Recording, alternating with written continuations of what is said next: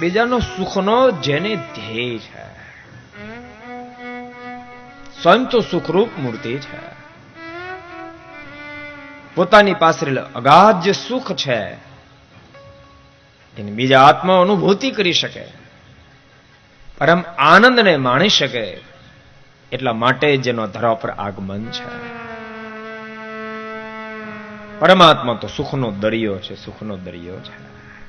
સુખ સુખ સુખ અતિ નહીં, જ્યાં દુઃખનો લવલેશ. સુખનો ખજાનો, સુખનો દરિયો. સુખનું નિકેતન કોઈ જો હોય તો ભક્તો એ પરમેશ્વર છે.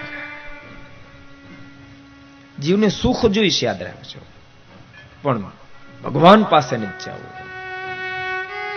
જેની પાસે સુખ છે એની પાસે નથી જવું. તૂટી મરો તોય સુખ ન આવે.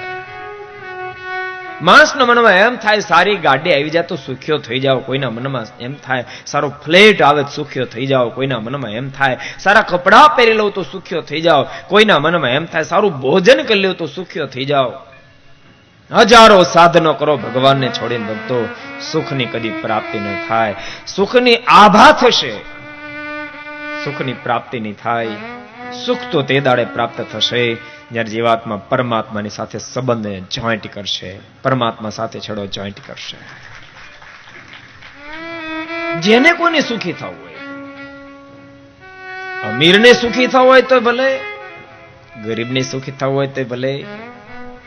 અરે પોસાય તે જ્ઞાતિમાં જન્મ હોય, પોસાય તે જાતિમાં જન્મ હોય, પોસાય તે દેશમાં જન્મ હોય, પોસાય તે પ્રાંતમાં જન્મ થયો હોય, પણ જ્યાં સુધી પરમાત્મા સાથે જીવાત્મા જોડાય નહીં ત્યાં સુધી કદી સુખની પ્રાપ્તિ ન થાય. જીવાત્મા કોઈ રીતે પોતાના સ્વરૂપમાં જોડાય, બસ કોઈ પણ રીતે સુખનો ભોગતા બને. કેટલી દયા તમે કલ્પના તો કરો. તો વાસ્તવિકતા તો એવી છે, જીવાત્માને પરમાત્મા સુધી જવું જોઈએ. આ જગતની રીતિ છે. નાના માણસને મોટાની પાસે જવું જોઈએ, એને બદલે બહુ મોટી મહેર કરીને સ્વયં ભગવાન આ ધરા ઉપર આવે છે. કોઈક મારો સ્વીકાર કરે, કોઈક મારો સ્વીકાર કરે, એને સુખિયા કરી દઉં.